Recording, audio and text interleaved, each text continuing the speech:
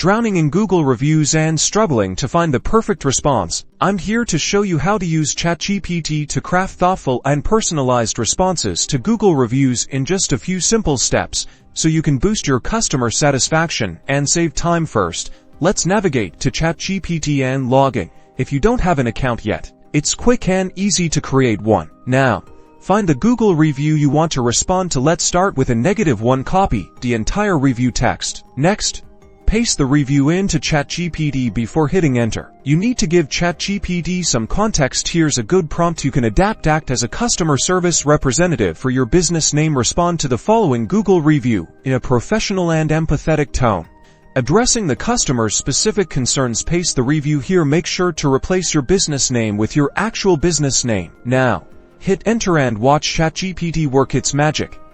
It will generate a personalized response tailored to the specific review you provided. Review the generated response carefully. While ChatGPT is powerful, it's important to add your personal touch. Make any necessary edits to ensure the response aligns with your brand voice and addresses any specific points you want to emphasize. Once you're happy with the response, copy it. Head back to the Google review section, your business profile, and paste the response directly under the review.